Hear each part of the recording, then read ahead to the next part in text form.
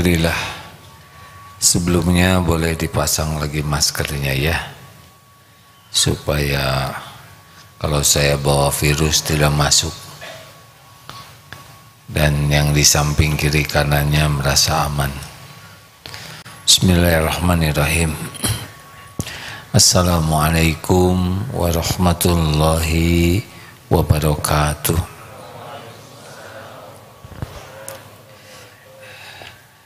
Alhamdulillah, alhamdulillahi rabbil alamin. Alhamdulillahilladzi anzala sakinah fi qulubil mu'minin liyajdadu imanan ma'a imanihim. Allahumma salli ala sayyidina Muhammad wa ala alihi wa ashabihi ajma'in. Alhamdulillah ya Allah, wahai yang maha menatap, terima kasih Engkau kumpulkan kami di rumahmu. Hanya dengan kehendak-Mu kami berkumpul. Karuniakan kepada kami ilmu ya Allah, ilmu yang manfaat, ilmu yang membuat kami yakin padamu, ilmu yang membuat hidup kami patuh kepadamu dan pasrah sepenuhnya padamu. Lindungi pertemuan ini dari niat yang salah, dari ilmu yang salah. Lindungi kami dari amal yang salah. Engkau maha mengetahui segala-galanya. Taqabbal minna ya Allah, innaka antas sami'ul alim. Amin ya rabbal alamin.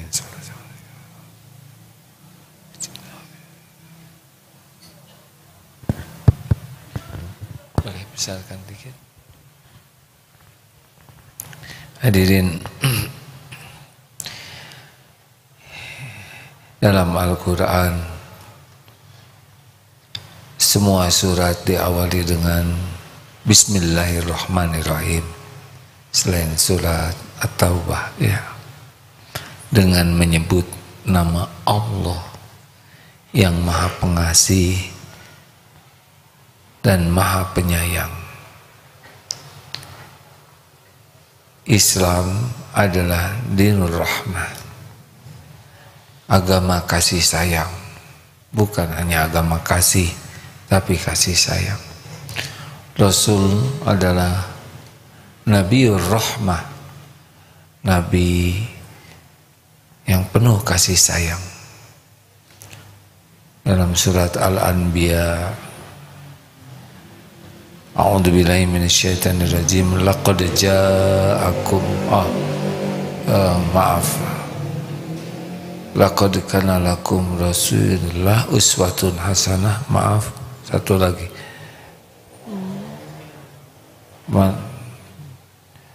Wa ma arsalnaka illa rahmatan lil alamin. Maaf. Rasul itu membawa rahmat bagi seisi alam. Jadi kalau jadi orang Islam yang sesuai tuntunan Quran, yang meniru Rasulullah, haruslah kita menjadi manusia yang memiliki kasih sayang yang besar. Ar-Rahman, kepada seluruh makhluk Allah memberikan rahmatnya berupa rahmannya, tapi Ar-Rahim kepada yang beriman. Jadi semua makhluk yang Allah ciptakan ada dalam pengurusan Allah Subhanahu wa taala. Tetapi bagi yang beriman ada Ar-Rahimnya Allah. Allah pilihkan pemberiannya yang terbaik, yang bisa mengantarkannya jadi ahli surga. Jadi tidak semua keinginan orang beriman diberi kalau itu tidak membawa kebaikan. Maka tidak usah ngotot ingin segala dikasih oleh Allah, tapi ingin diberi yang terbaik oleh Allah. Tidak penting pilihan kita yang terpenting pilihan Allah. Rekan-rekan sekalian, kali ini kita coba surat At-Taubah ayat 128. Ya, kita sudah sering membahas kasih sayang Allah, dan kali ini bagaimana kira-kira yang bisa kita lakukan kalau kita meniru sifat kasih sayangnya Rasulullah Sallallahu Alaihi Wasallam. At-Taubah ayat 128. Laqad ja'akum, ada? Ya, silakan. A'udzu billahi minasy syaithanir rajim. Laqad ja'akum rasulun min anfusikum azizun 'alaihi ma 'anittum harisun 'alaikum bil mu'minina raufur rahim. Sungguh benar-benar telah datang kepadamu seorang rasul dari kaummu sendiri. Berat terasa olehnya penderitaan yang kamu alami, sangat menginginkan keimanan dan keselamatan bagimu, dan bersikap penyantun dan penyayang terhadap orang-orang mukmin. Ya, berusaha membaca beberapa tafsir tentang surat At-Taubah ayat 128 ini. Ada 3 sifat Rasul yang mudah-mudahan bisa kita tafakuri, kita terapkan. Laqad ja'akum rasulun min anfusikum azizun 'alaihi ma 'anittum harisun 'alaikum bil mu'minina raufur rahim. Sungguh telah datang kepadamu seorang rasul dari kaum muslimin anfusikum, dari kaummu sendiri, azizun 'alaihi ma 'anittum, terasa berat oleh Rasulullah itu penderitaanmu. Jadi Rasul merasakan beratnya penderitaan. Ini yang pertama. Jadi kalau orang ingin memiliki sifat kasih sayang, yang pertama adalah harus punya kemampuan empati. Jadi Rasulullah SAW itu meraba keadaan umat itu, terasa berat penderitaan lahirnya, batinnya, kehidupannya. Berat juga membayangkan bagaimana kalau keadaan kuburnya, bagaimana di yaumal hisab, bagaimana orang bisa masuk neraka. Itu sesuatu yang sangat dirasakan oleh Rasulullah SAW. Kata kuncinya beliau adalah empati. Bisa memindahkan cara menilai orang tidak dari sudut pandangnya, tapi dari keadaan orang itu. Di dalam hadis Bukhari juga pernah diriwayatkan Muslim tentang ada anjing yang mengelilingi sumur kehausan. Kemudian wanita pezina datang, membuka hufnya, sepatunya, turun ke sumur, mengambil air dan memberi minum ke anjing ini. Tidak ada yang lihat, Allah Maha melihat, dan Allah menghapuskan dosa wanita ini. Kenapa wanita ini bisa menolong anjing? Awalnya adalah empati. Ini anjing kasihan sampai menjilat-jilat pasir dalam keterangan itu ya. Dia meraba derita anjing. Nah, inilah awal orang itu berbuat baik, yang akhirnya keluar sifat kasih sayangnya, nolong seekor anjing dan Allah mengampuni dosanya. Ini hadis sahih hadirin. Ini cerita tentang wanita Bani Israel, bukan wanita di zaman Rasulullah ya. Rasulullah menceritakan ada. Jadi jangan sampai karena hadis ini kemudian sengaja berzina, terus cari anjing kehausan, kasih minum. Bukan begitu.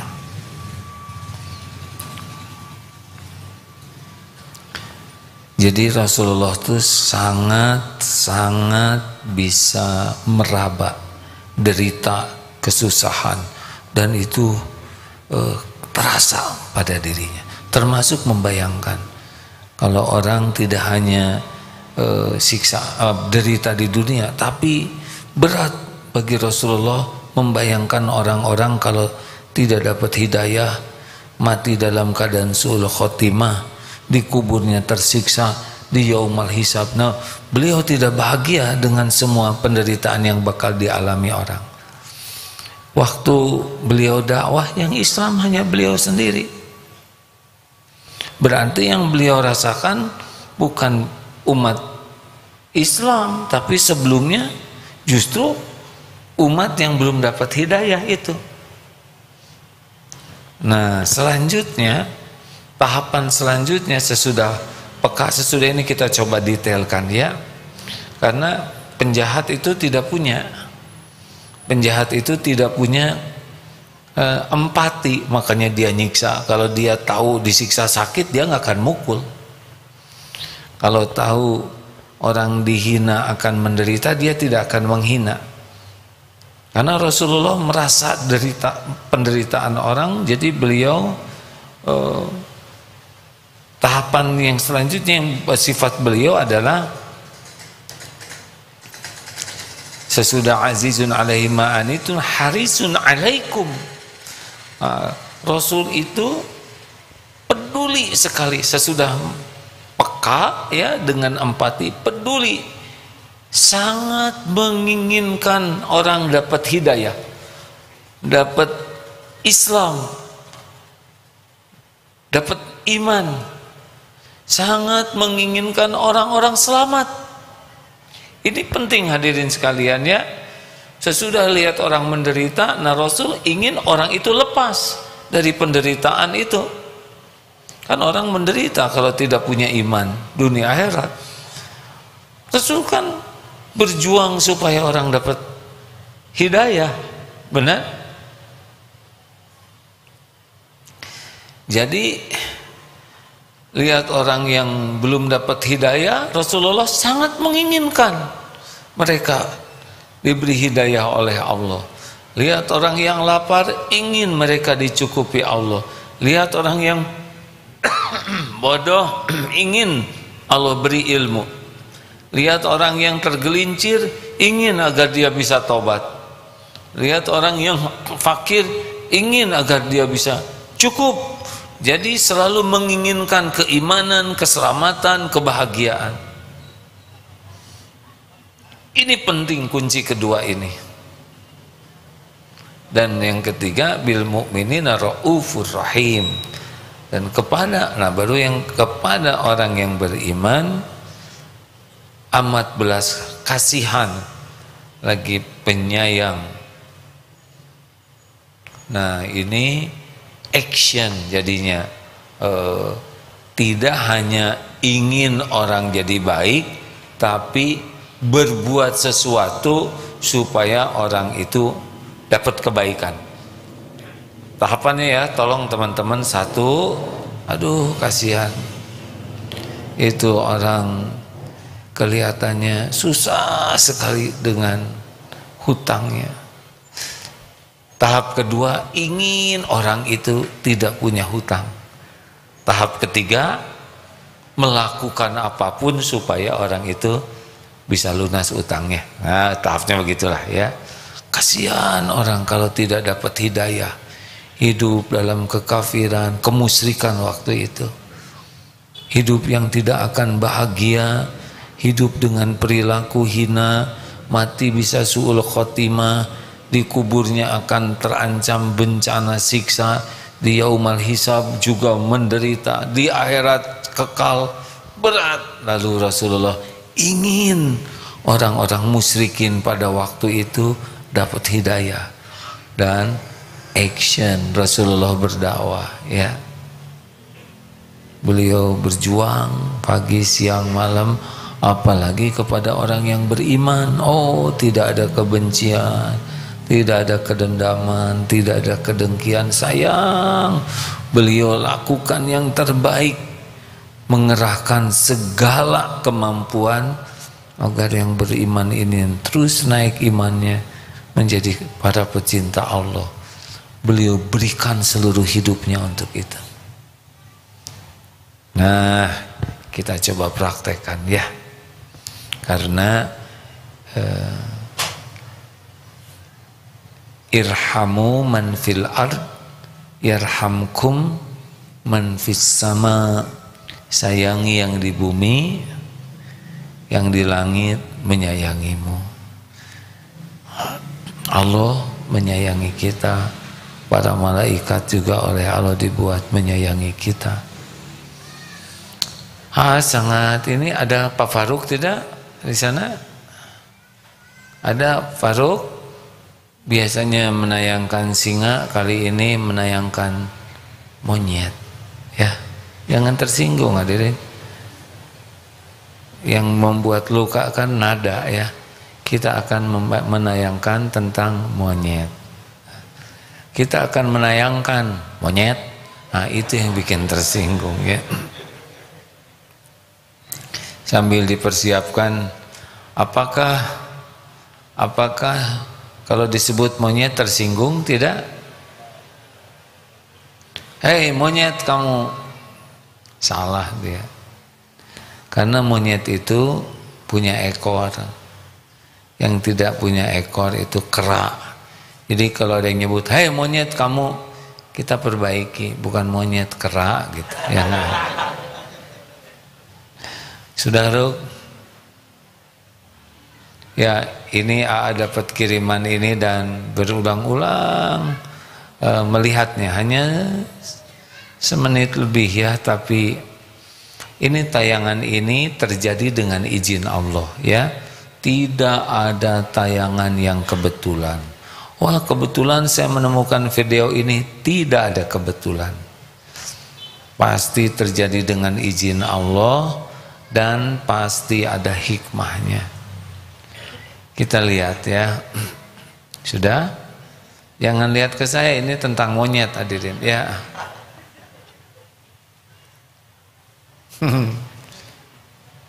Kalau kelamaan orang jadi lihat saya nyangka monyet Faruk. Maaf ya, Masya Allah. Belum? Ya nggak apa-apa, semuanya ada waktunya. Tenang, biasakan, jangan panik. Belum ya? Nah itu emosi. Nah hadirin sekalian, binatang bisa menyayangi binatang lain. Ini karena sifat rahmat Allah yang dibagikan ke 1/100 sifat rahmat Allah yang dibagikan ke seluruh makhluk. Bisa seperti ini. Nanti seperti apa sih kekuatan kasih sayang? Kalau sudah beritahu ayah, maaf ya, supaya bisa pas waktunya. Tahu kenapa kita sekarang ngumpul di masjid? Kasih tahu dulu ya, supaya nggak campur wajahnya. Lihat, bisa diperbesar kah? Masya Allah. Lihat monyet itu. Oh, Masya Allah, Masya Allah.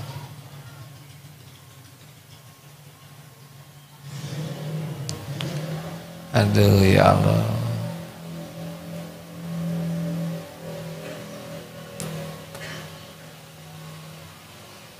Menyusui anak harimau ya. Pelukannya lihat.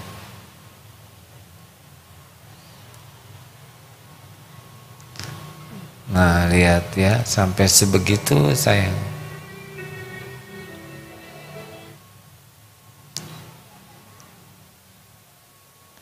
Gigit telinga, dasar harimau, nggak ngerti itu telinga.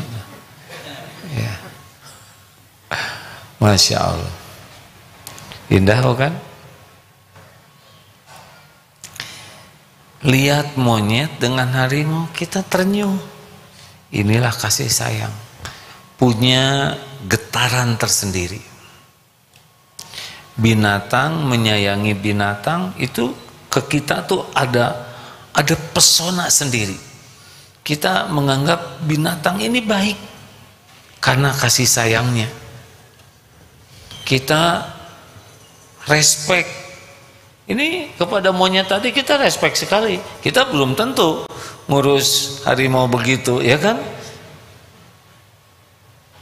Kucing juga disepak. Boro-boro harimau, ya kan? Nah, kasih sayang yang kita dengar saja, ada kasih sayang udah bahagia. Tahu saja orang itu orangnya penyayang, tidak lihat orangnya, tapi dengar saja ada orang penyayang, kita sudah ikut bahagia. Betul? Mendengar kata kasih sayang, kita udah senang. Mendengar cerita orang yang penyayang, kita udah senang. Kita jumpa seorang yang penyayang, jauh lebih senang. Betul? Padahal tidak ngapa-ngapain. Oh, itu tuh kiai yang sangat lembut, yang sangat penyayang. Rasanya bahagia kita jumpa dengan orang yang memiliki kasih sayang. Kita diberi kasih sayang, aduh, bahagia. Ada yang lebih bahagia? Kita yang memiliki kasih sayang itu.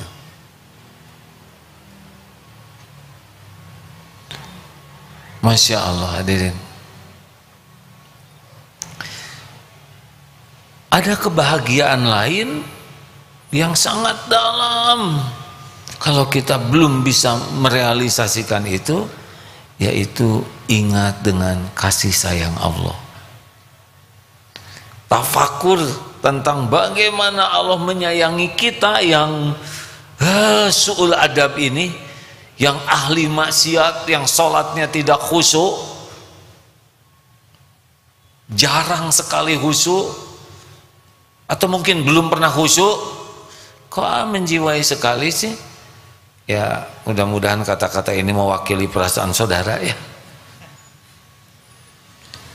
Amal jarang ikhlas, kepada Allah sedikit sekali ingatnya, sibuk mencari pujian orang, ke Allahnya juga curiga terus terhadap janji jaminan Allah. Kalau dikasih sesuatu jarang syukur, dikasih ujian sewot, marah-marah, padahal ujian itu untuk menaikkan derajatnya. Sering tidak ridho ke Allah, buruk sangka kepada Allah, karunia Allah dipakai maksiat. Coba, apa kira-kira kalau kita dibuka amal kita tuh apa?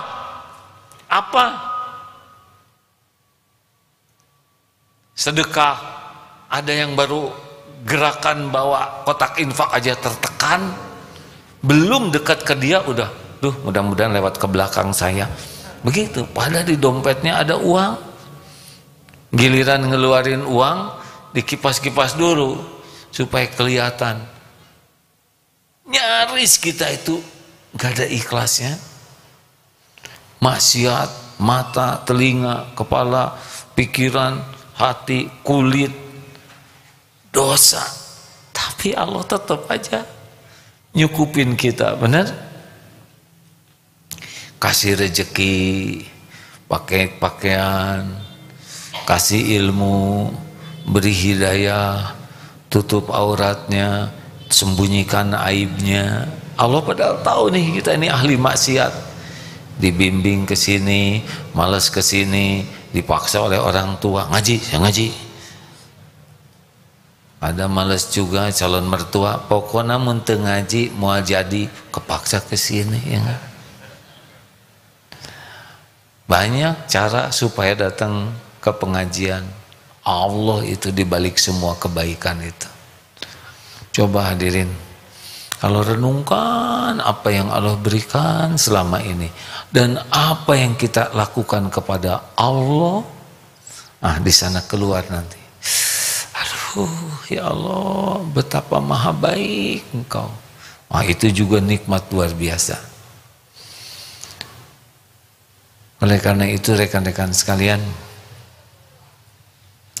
kita coba amalkan yang surat At-Taubah ini ya. Sekarang kalau lihat sesuatu, pindahkan hati kita. Tidak hanya ke manusia, ke pohon kering, aduh, kasihan pohon, pasti ingin nutrisi, ambil. Dan cebornya juga jangan emosi, tas ya. Saudara mau dikasih makan gitu, kasih minum, tas ya, enggak mau. Coba ke harimau, yes ya, kemana tangan saya? Ke bawah. Kasih sayang dilap. Aduh, beda itu rasanya. Allah melihat kita sayang ke pohon, disiram, kasihan kering. Kan mereka makhluk hidup ya. Dibersihkan, disiangi. Oh, rasakan aja hatinya, lembut itu. Ke kucing, pus, pus, ya, boleh kasih makan. Jangan cuma durinya, ya. Kalau ikannya dikasih saya mana, ya udah tuh beli 2. Enak aja, kucing nggak ngerti. Saya yang cari nafkah. Ya aku mamaneh wae, pelit mah pelit. Kasihlah ya. Kasih makan kucing tuh sedekah hadirin. Enggak akan berkurang harta kita. Allah tahu kita ngasih makan kucing-kucing sekarang lagi zaman susah ya kan? Covid di mana-mana. Orang udah banyak takut Covid, jadi kopet ya. Jadi pelit. Udah nggak apa-apa, walaupun kita terbatas, kasih kucing makanan yang enak, pakai cara yang baik, jangan Tasya, jangan begitu. Kasih aja, Allah melihat kok kita. Tapi dia nggak ngerti, ya entahlah dia ngerti atau tidak, tapi Allah Maha melihat. Kucing dengan kita sama-sama nggak pesen. Kalau kita dijadikan kucing, ngeong kita. Kalau jadi kucing garong, nggak enak emang nasib kita ya nggak? Kucing nggak pesen jadi kucing, kita nggak pesen jadi orang. Kalau Allah dulu takdirnya membuat kita kucing, ini perkumpulan kucing. Sebagian kucing kurus. Nah hadirin, kasih makan. Apalagi yang berjasa kepada kita seperti ayam itu ya, jangan kejam atulah ke ayam teh. Nanti ayam ngomong sama kaumnya tuh, manusia mah barusan makan telur kita ya enggak, sekarang ngamuk ke kita, ngusir pakai batang sapu. Alah jangan gitu, ayam mogok bertelur cilaka kamu. Yang baik si makan, bahkan kalaupun mau nyembelih tutup matanya ya, sedemikian rupalah pisaunya yang tajam, jangan sampai terluka. Kenapa? Karena semua kasih sayang kita itulah yang membuat kita disayangi Allah. Salah satu hadiahnya ya, kalau Allah sayang ke kita, hati kita jadi lembut. Ayo diraba penderitaan. Lihat anak-anak jalanan, coba ya Allah, dia kalau mau milih pasti nggak mau hidup begini ya, harus ngamen di pinggir jalan di usia sekolah, panas, debu, belum tentu dapat uang, belum lagi orang-orang yang ngejailinnya bisa melecehkan, belum tentu meres. Coba rasakan seperti itu, beda dibanding dengan ini kecil-kecil udah minta-minta, gedenya garong nih. Jadi apa omongan kita? Jadi kebaikan? Enggak, berhenti tuh di sana. Lihat yang tidur di pinggir jalan, dia tuh kalau boleh milih mah enggak mau jadi pengemis tuh. Tentu saja kita harus punya sikap yang proporsional, tapi cobalah sekali-kali pindah. Yang di rumahnya punya yang bantu-bantu ya, bayangkan aja kalau kita yang jadinya begitu. Tidur di kamar yang terbatas, kerja dari pagi sampai malam, gaji segitu-gitunya, jauh dari keluarga, jauh dari anak, nggak bisa ngedidik anak dengan benar, jauh dari orang tua, hanya nunggu. Lihat kita makan enak, mereka misalkan hanya makan sisa. Lihat anak-anak kita punya sepatu bagus, dia buat anaknya aja nggak punya sepatu. Aduh, coba pikirkan begitu, jadi pengen ngasih tuh. Tapi kalau enggak ada tuh, enggak ada tahapan untuk berbuat lebih baik kecuali diawali dengan empati, kepekaan terhadap keadaan orang. Pernah tanya ke teman-teman difabel, kalau mau pergi pengajian gimana? Aduh, berat. Minimal 700.000, bisa 1 juta sekali pergi ke masjid. Yang rumahnya agak kena, harus nyewa rental kendaraan. Berapa tuh? Belum lagi yang mangkunya, yang ngedorongnya. Mungkin ikhlas, tidak ngarep apa-apa, tapi ingin memberi. Belum bensinnya, belum makannya. 700.000 sampai 1 juta. Kadang-kadang ada yang setahun hanya bisa sekali ke masjid tuh. Saking susahnya dapat kendaraan. Ada seseorang yang mikir, aduh kasihan. Memikirkan betapa sulitnya, mau berobat sulit, mau ke pengajian, ke masjid sulit, kadang-kadang ingin rekreasi dengan keluarganya juga sulit. Karena meraba begitu, akhirnya hamba Allah ini mengambil tabungannya, beli mobil yang layak untuk bawa ke bengkel, dibikinkan rampnya, alatnya, supaya yang kereta dorong bisa naik. Berusaha nyiapkan bensin, kalau bisa nyumbang ke supirnya. Aduh, sekarang yang difabel itu senang ke rumah sakit, ke dokter, tinggal telepon, ada manajemennya. Mau rekreasi dengan keluarga, sewaktu-waktu ada kendaraan. Dari mana semua ini? Awalnya adalah empati. Ini yang harus kita asah. Coba saya tes yang lama. Kalau ada tukang jubleg, tahu jubleg?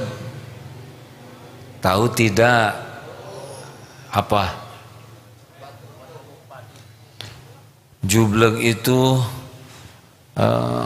kakeknya coet ya. Coet itu batu yang dilubangi, ulekan. Apa bahasa Indonesianya jubleg itu ya? Begitulah ya. Yang suka dipakai numbuk ya. Jualan kan suka kasihan tuh Pak. Udah sepuh bawa jubleg 2 nih. Ini tes empati ya. Kita perlu 1. Belinya 1 atau 2? Jawab.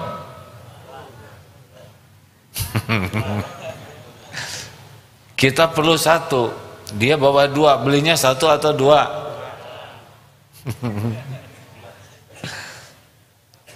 Ustaz Fuad, 1, 2. 2. Kenapa 2? Ya kalau dibeli 1 ngejungkel ada. Ditaruh di depan disungkur, taruh belakang kejengkang, taruh sini sakit. Belilah dua-duanya. Buat apa? Saya perlunya 1. Sebentar lagi musim pernikahan. Itu kado paten hadirin. 7 turunan. Ya kan? Saya tidak menganjurkan semua kado jublek ya.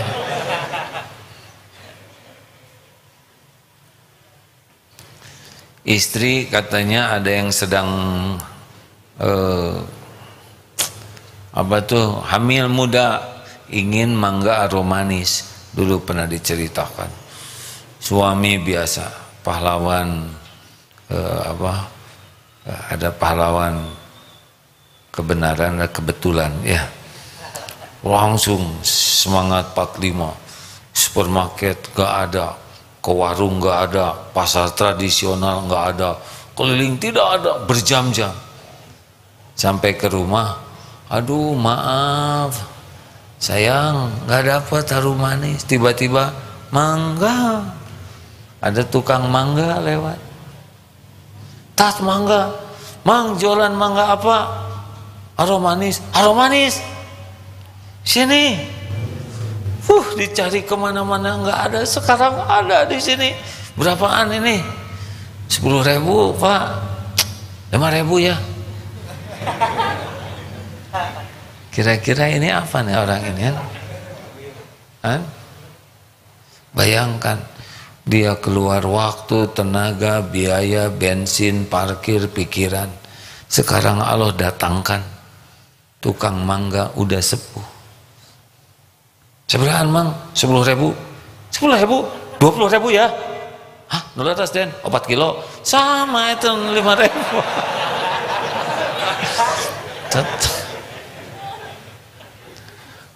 Nggak boleh ya. Pengusaha kecil untungnya berapa? Betul tidak? Udahlah, tutup mata.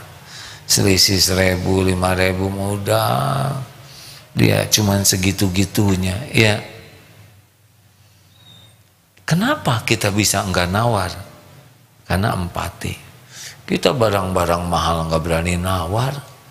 Kenapa ke pengusaha kecil sukses diposting ya, cengek di mana-mana 20.000, 5.000. Pas dilihat yang tukang dagang cengeknya kejang ada. Astagfirullah ya Allah, nggak ada yang terjadi begitu.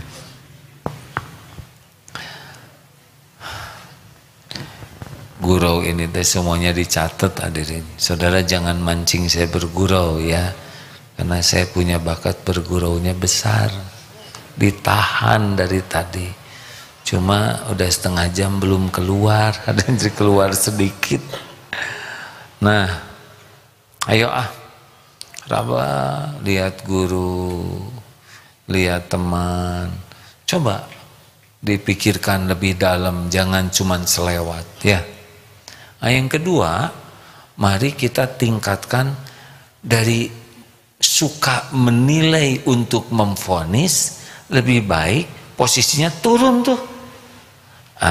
Dinasihati guru seorang ulama, kalau diuji jadi ustadz, kiai, penceramah, maksimal sama. Yang baik itu di bawah. Karena orang tidak beramal belum tahu ilmunya. Kita udah dikasih ilmunya oleh Allah. Kita bahkan diberikan jalan oleh Allah bisa berdakwah. Kalau kita nggak mengamalkan, buruk benar diri kita. Makanya posisinya itu di bawah. Yaitu membantu, ingin lihat orang yang tidak tahu, apa yang bisa saya lakukan supaya bisa tahu. Lihat yang belum bisa ngaji, apa yang bisa saya perbuat supaya dia bisa ngaji. Lihat yang tergelincir berbuat dosa, aduh saya ingin dia bisa tobat. Jadi posisi kita tuh ingin, termasuk lihat orang yang non-Islam. Maaf hadirin, salah satu yang berupaya lakukan kalau ada waktu luang, lihat YouTube tentang orang-orang yang masuk Islam, kembali ke Islam. Aduh, Masya Allah, betapa mereka tuh, aduh bahagianya. Tidak akan saya lepaskan dengan apapun nikmat Islam ini. Betapa mereka sangat bersyukur, sangat bahagia dan merasa beruntung. Beda dengan kita, ya enggak? Nah, kalau lihat orang yang masuk Islam segitu bahagianya, ini bahkan ada nih cerita tentang tahanan Guantanamo. Ini ada YouTube-nya ya, yang salah tangkap kan waktu itu sembarang aja ditangkap tuh. Akhirnya tidak terbukti orang ini salah. 6 tahun ditahan, disiksa. Sudah gitu dilepas karena memang tidak ada bukti katanya. Tapi sesudah begitu ada yang ngirim surat tentang saya sekarang sudah syahadat. Loh, siapa? Kan di tahanan tidak ada perempuan. Ini perempuan ini. Saya adalah polisi militernya di sana yang melihat orang-orang yang tidak salah, lempeng, tapi dihukum, dianiaya dan tegar. Kalaupun mereka bertanya, sudah waktu sholat belum? Dia tidak peduli apa yang menimpa dirinya selain waktu sholat. Udah masuk maghrib belum? Udah masuk asar belum? Itu saja yang dia pikirkan. Sampai orang itu masuk Islam. Apa kata orang yang salah tangkap ini? Seandainya saya tahu bahwa perihnya penderitaan mendatangkan hidayah bagi hamba Allah lainnya, keselamatan, rasanya saya mau masuk lagi agar lebih banyak hamba Allah yang dapat hidayah. Coba itu, saya sih ya gak mau ya harus gitu-gitu amat. Tapi luar biasanya orang yang sampai ke makom senang melihat orang lain dapat hidayah. Kita kurang mikir itu, ya kan? Halo? Kenapa? Karena kita lingkungannya Islam, jadinya teh berantem, ya.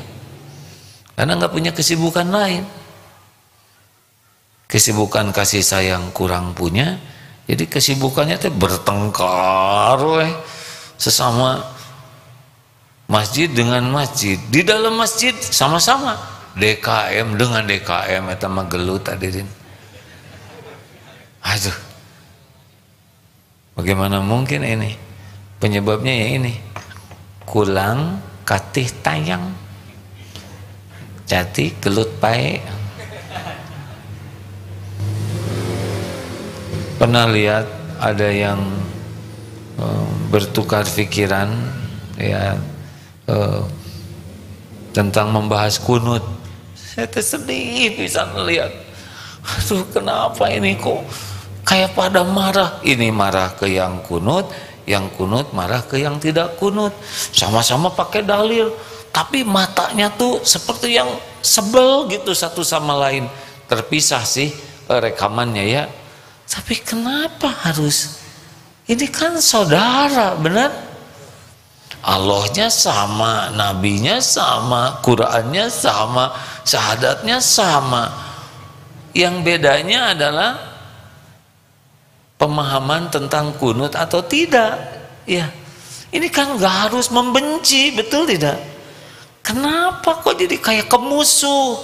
Kemusuh asli enggak? Mungkin kulang katih tayang. Jadi galelut gitu. Kita mah jangan kalau ada perbedaan pendapat mah gak usah ikut bertengkar ya, pelajari dua-duanya.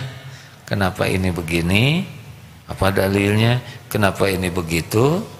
Doa ke Allah, ya Allah beri saya kekuatan memilih, ambil pilihan yang paling pas dan hormati pilihan orang lain. Entos dan yang menilai diterima tidak mah bukan kita, Allah.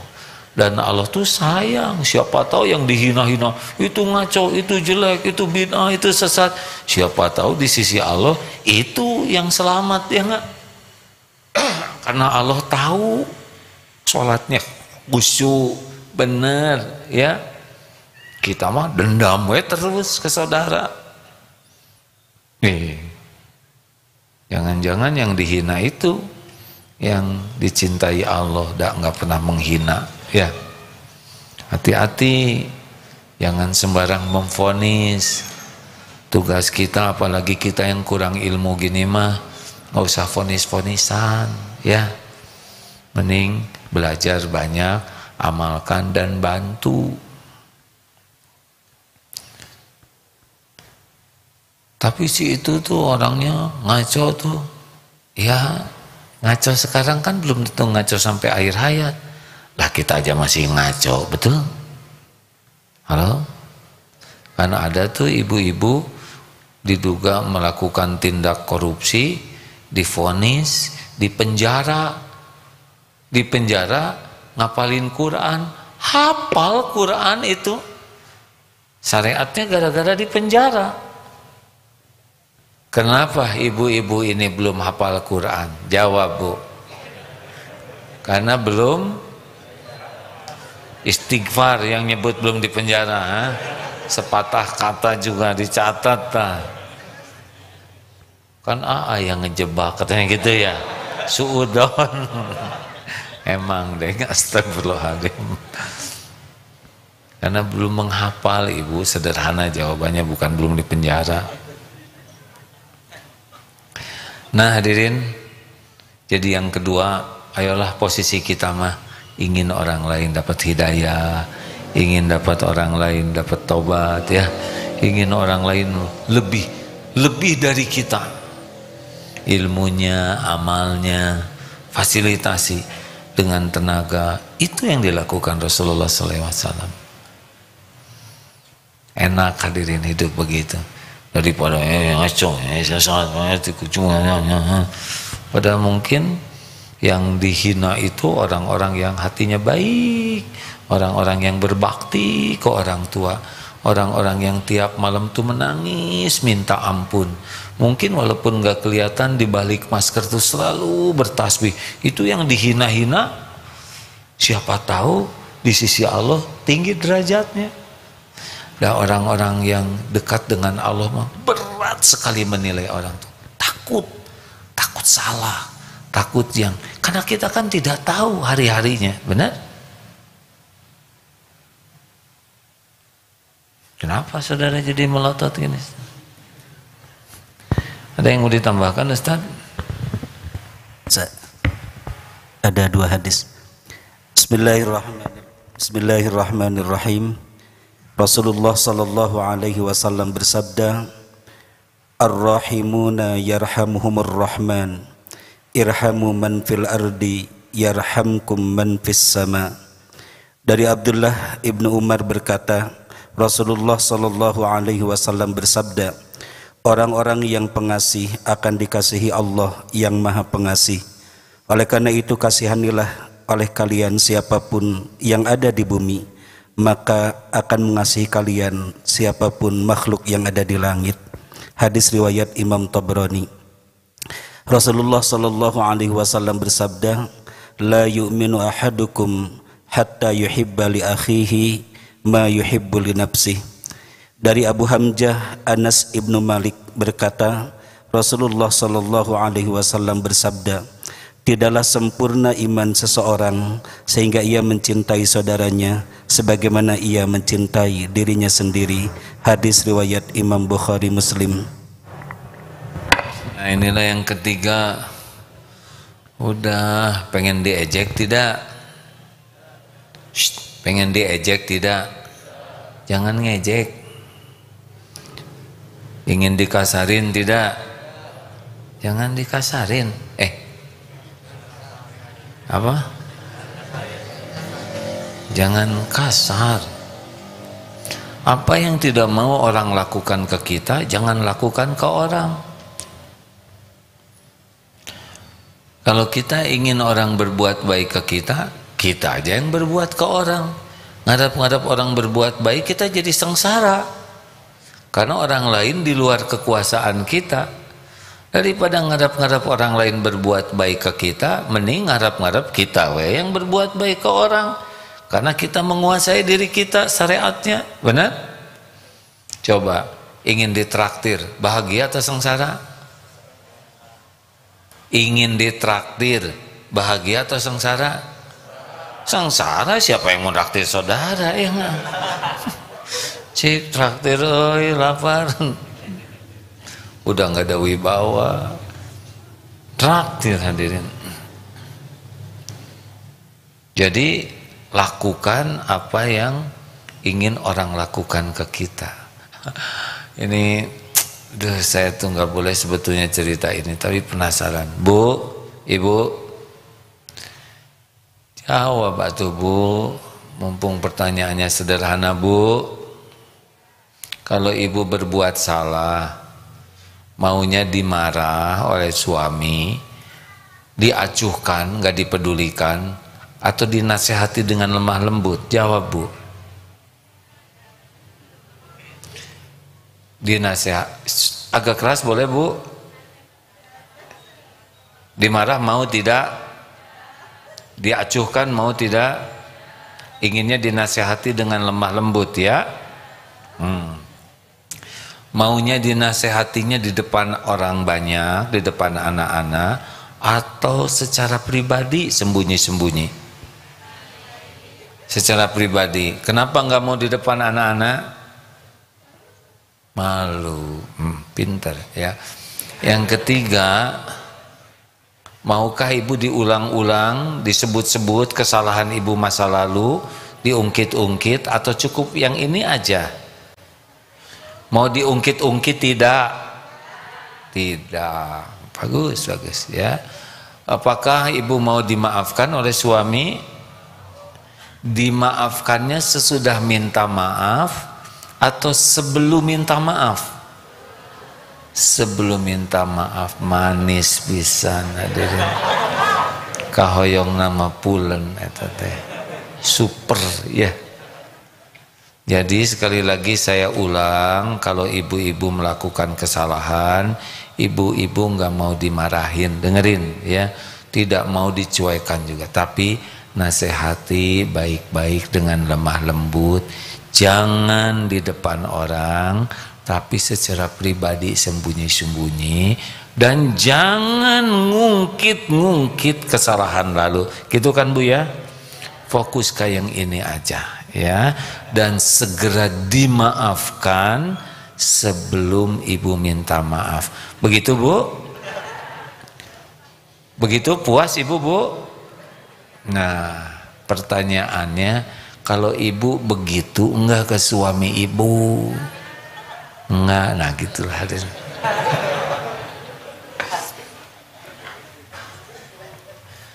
Sebetulnya enggak terlalu rumit hidup ini mah hadirin. Perlakukan saja orang lain sebagaimana kita ingin diperlakukan, dan jangan lakukan kepada orang lain yang kita nggak mau lakukan, itu minimalnya ya. Nah, ngangguk nama itu ngangguk ngerti hadirinnya. Masalah praktek itu beda coupling. Pulang dari sini ini kan ada yang ngaji suami istri, pak dengerin tuh. Sudah mulai ofensif ya.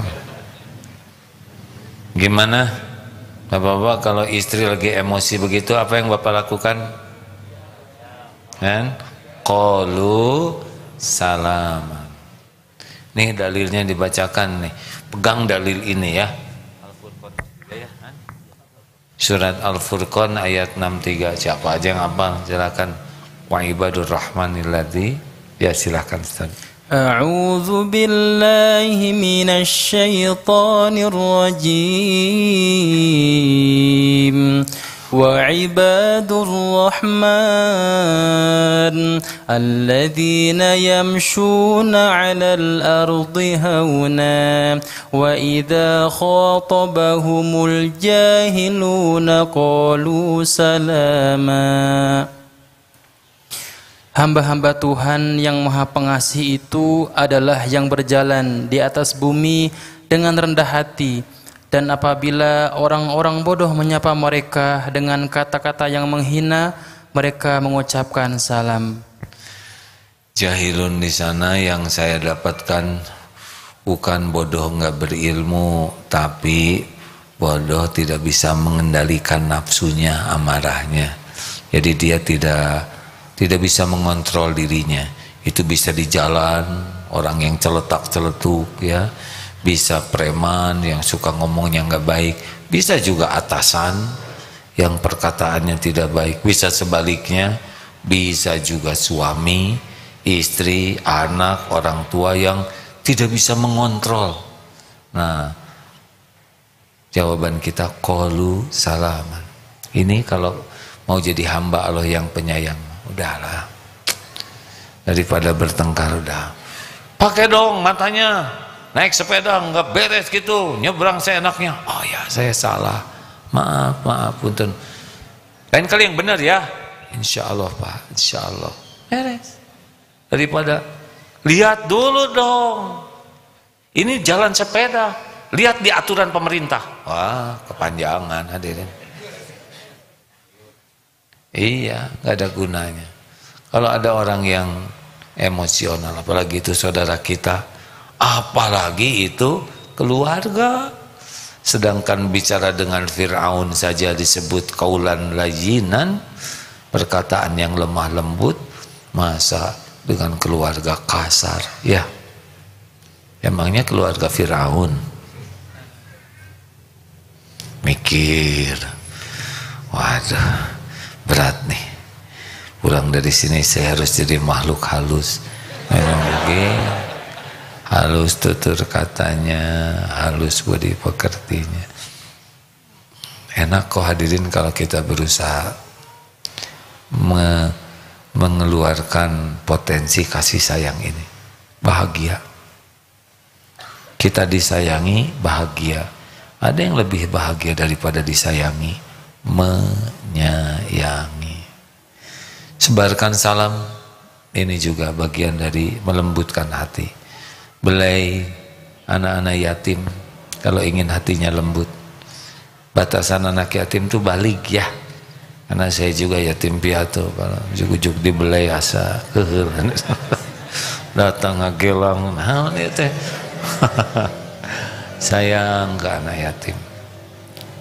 Memberi hadiah itu menimbulkan kasih sayang. Nggak harus besar, kecil aja tapi berlian.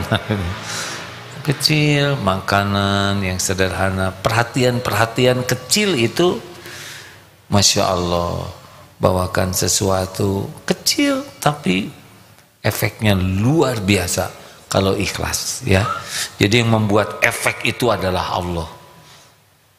Dari mana Allah memberikan efek besar? Dari keikhlasan kita. Saya kira monyet tadi itu ikhlas ya kelihatannya. Bukan ikhlas, tulus mungkin ya. Kalau ikhlas kan karena Allah, kalau monyet nggak tahu ya, saya juga kurang paham lah, belum diskusi dengan dia. Tapi lihat dari pelukannya, tanpa pamrih maksudnya. Itu kan monyet nggak tahu dia bakal diperlakukan apa oleh harimau itu, betul? Dan nggak peduli monyet itu mau gimana, penting kasih sayang. Nah, Allah nanti yang akan menghujamkan di hati orang. Seperti halnya kita sekarang berkumpul di sini di masjid belajar agama, mematuhi seruan Rasulullah Shallallahu Alaihi Wasallam. Padahal kita tidak lihat Rasul, tidak ada rekamannya, tidak ada suaranya, tidak ada gambarnya. 1400 tahun lebih, ribuan kilometer dari Jazirah Arab sampai ke sini. Kenapa ada di hati kita? Inilah kekuatan kasih sayang. Kalau orang punya kasih sayang yang tulus lillahi ta'ala, tembus waktu, tembus jarak, tembus keberagaman makhluk. Baik itu orang non-Islam, bahkan binatang buah sekalipun, pohon, kalau dapat curahan kasih sayang dari kita, Allah akan membalikannya kepada kita. Bahagia itu dengan menjadi penebar kasih sayang. bukan menjadi orang yang ingin disayangi orang. Kalau ingin disayang, cukup ingin disayang Allah. Kalau ke makhluk, rahmatan lil alamin. Rasulullah wa ma arsalnaka illa rahmatan lil alamin. Terima kasih hadirin sekalian.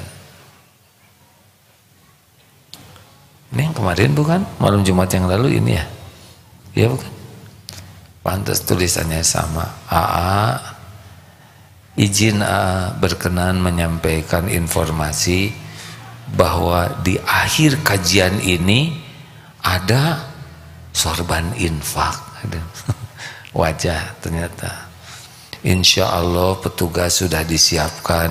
Bagi yang tidak mau kena COVID, silahkan pakai protokol kesehatan dan doa dan berinfak gitu. Nggak ada di situ. Terima kasih kawan-kawan sekalian. Tetap disiplin ya. Hari ini berapa katanya? Kalau kemarin 46.000, hari ini cepat sekali memang. Ya, kita tugasnya menyempurnakan ikhtiar dan menyempurnakan doa. Mari kita baca Fatihah, ayat kursi, Al-Ikhlas, Al-Falaq, An-Nas sambil bersedekah ya. Jangan ragu-ragu hadirin, kebaikan akan kembali ke pembuatnya. Al-Fatihah. A'udzu billahi minasy syaithanir rajim. Bismillahirrahmanirrahim. Alhamdulillahi rabbil alamin. Ar-Rahmanir Rahim. Maliki yaumiddin. Iyyaka na'budu wa iyyaka nasta'in. Ihdinas siratal mustaqim. Siratal ladzina an'amta 'alaihim ghairil maghdubi 'alaihim waladdallin.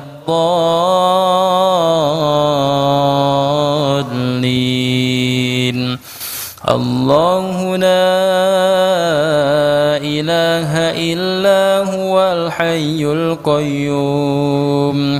La ta'khudhuhu sinatun wa la nawm.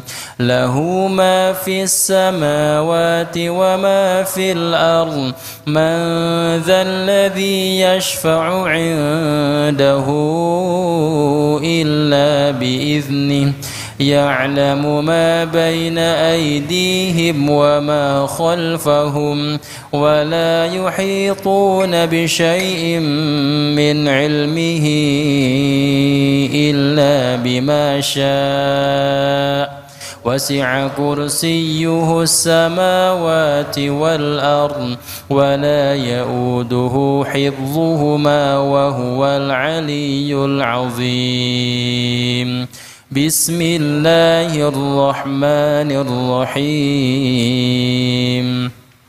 قل هو الله أحد الله الصمد لم يلد ولم يولد ولم يكن له كفوا أحد. بسم الله الرحمن الرحيم. قل أعوذ برب الفلق من شر ما خلق ومن شر غاسق إذا وقب ومن شر النفاثات في العقد ومن شر حاسد إذا حسد. بسم الله الرحمن الرحيم. قل أعوذ برب الناس ملك الناس إله الناس من شر الوسواس الخناس الذي يوسوس في صدور الناس minal jinnati wan nas. Allahumma salli ala Sayyidina Muhammad wa ala alihi wa ashabihi ajma'in. Alhamdulillahi Rabbil Alamin. Ya Allah, Ya Sami, Ya Bashir, Ya Qarib, Ya Syahid. Duhai Allah yang maha mendengar, yang maha melihat, yang menyaksikan segalanya. Wahai yang maha dekat, Engkaulah yang mengatur pertemuan ini. Engkau pula yang menggenggam diri-diri kami. Engkau tahu persis segala yang kami lakukan. Duhai Allah yang maha pengampun, ampuni kami ya Rabb. Ampuni sebusuk apapun diri-diri kami, sekelam apapun kehidupan yang pernah kami jalani, sehitam apapun masa lalu kami, senista apapun aib-aib yang kami sembunyikan. Engkau tahu semuanya ya Allah. Ampuni dosa yang terang-terangan, dosa yang sembunyi-sembunyi. Ampuni maksiat yang berulang-ulang, padahal kami tahu itu dosa. Astagfirullah. Ya Allah, ampuni kami lebih banyak melupakan-Mu daripada mengingat-Mu. Ampuni kami hampir tidak pernah ikhlas dalam beramal. Lebih sibuk mencari penilaian makhluk-Mu daripada mencari ridho-Mu. Ampuni ya Allah, kami rasanya belum pernah sholat khusyuk.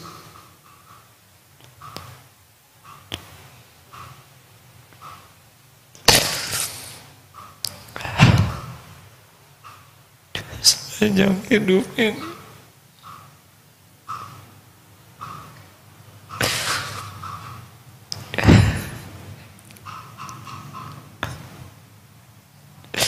Ampuni ya Rabb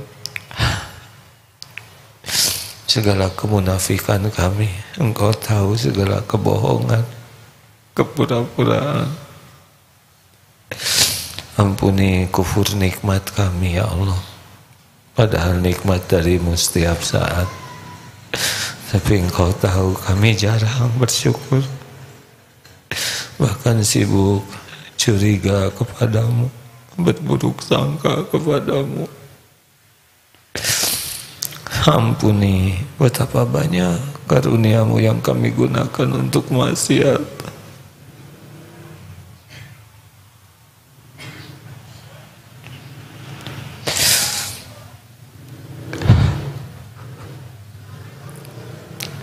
Ampuni kami ya Rabb. Kami jarang bersabar ketika ujian harus kami jalani. Padahal ujian ini pasti untuk kebaikan kami. Kami sering berburuk sangka kepadamu ya Allah. Sering kecewa dan tidak ridho dengan takdir-Mu.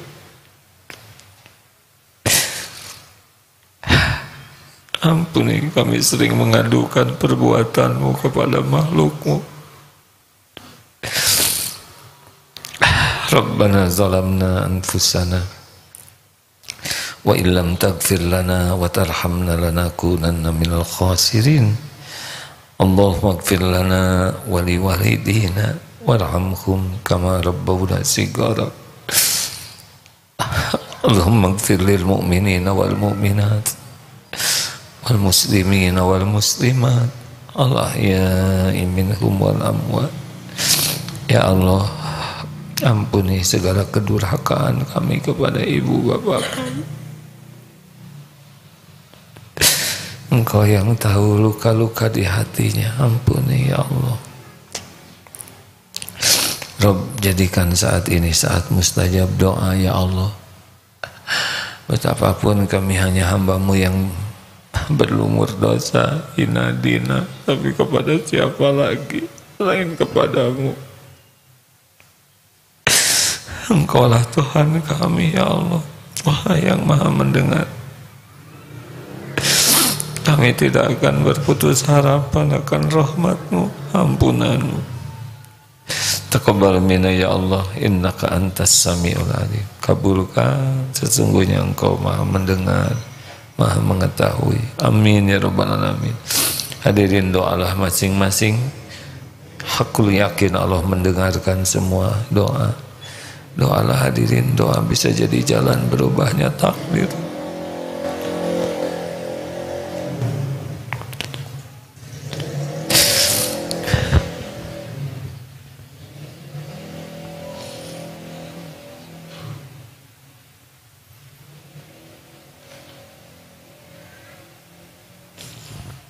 Doakan orang tua, doakan guru-guru kita.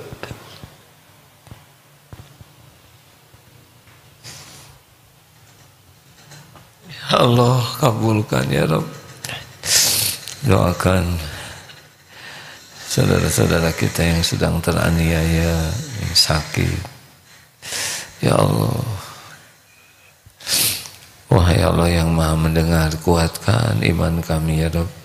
Allahumma inna nas'aluka imanan kamilan wa yaqinan sadiqan ya Rabb, wa qalban khashi'an wa lisanan zakiran wa amalan salihan maqbulan mutaqabbalan. Allahumma inna nas'aluka taubatan nasuha wa taubatan qoblal maut wa rahmatan 'indal maut wa maghfiratan ba'dal maut. Allahumma hawwin 'alaina fi sakaratil maut. Allahumma inna nas'aluka husnal khatimah wa na'udzubika min su'il khatimah. Ya Allah, tolonglah kami semua ya Rabb. Sembuhkan yang sedang sakit ya Syafi, kecukupi yang sedang kekurangan ya Goni, lepaskan dari lilitan hutang ya Razak. Berikan jalan keluar ya Fattah. Rabbana atina min ladunka rahmah wa hayyi lana min amrina rasyada. Ya Allah, angkat wabah ini ya Rabb.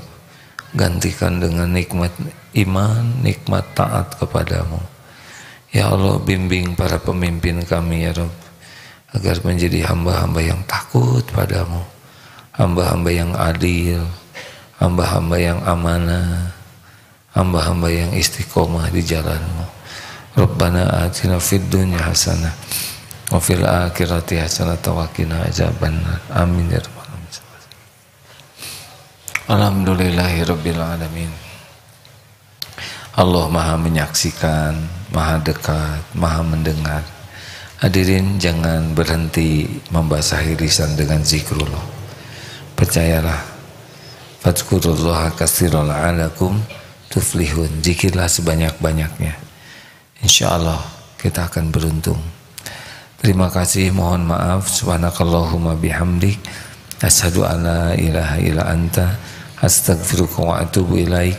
Assalamualaikum warahmatullahi wabarakatuh.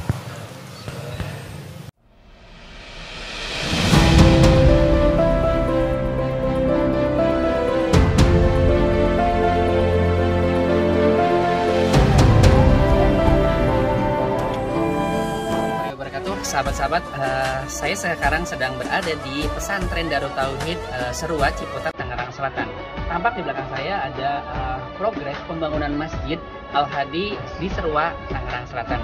Alhamdulillah progresnya sudah mencapai 58%. Kita lihat di sini, insya Allah nanti akan dibangun 3,5 lantai ya, 3,5 lantai. Jadi di lantai yang paling atas itu mezanin. Ini sini di bawah ada ruang pertemuan, di atas untuk ruang ibadahnya. Nanti jadi dari asrama santri bisa langsung menuju ke masjid. Mohon doanya sahabat-sahabat semua untuk proses pembangunan masjid ini, mudah-mudahan diberikan kemudahan dan dilancarkan. Dan sekarang progres sedang pemasangan bata-bata untuk di sampingnya, dan begitu juga sedang proses instalasi udara untuk AC dan kipas angin. Mungkin Bapak Ibu yang ingin berdonasi untuk support pemasangan instalasi AC ini bisa menghubungi panitia pembangunan masjid atau di DT Peduli. Insya Allah hari ini tanggal 10 Januari 2022 akan dilakukan pengecoran saluran air.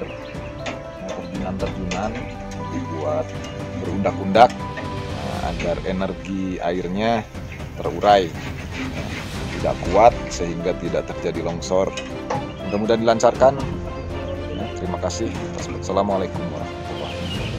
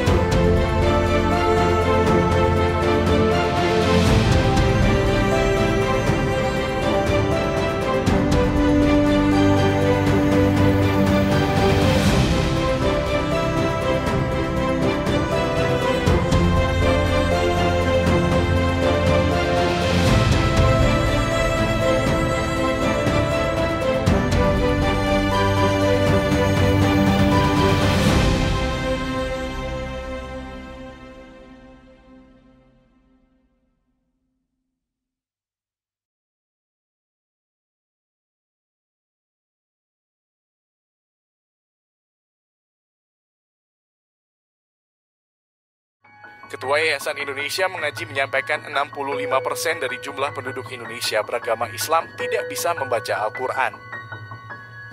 Assalamualaikum warahmatullahi wabarakatuh. Data lewat Republika 147,5 juta umat Islam di Indonesia belum bisa membaca Al-Quran atau buta huruf Quran.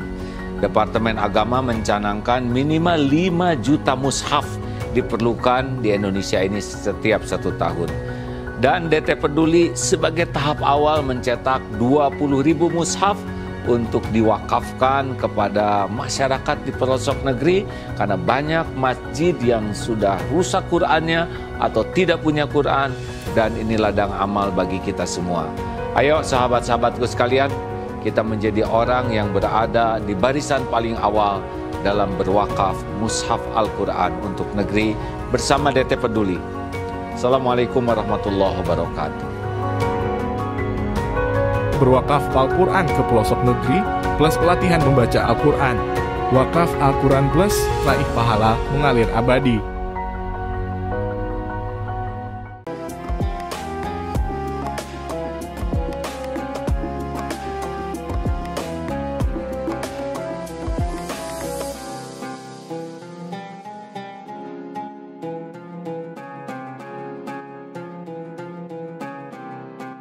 Jangan lupa, saya bilang sekalian, terus berlangganan di Darut Tauhid Official.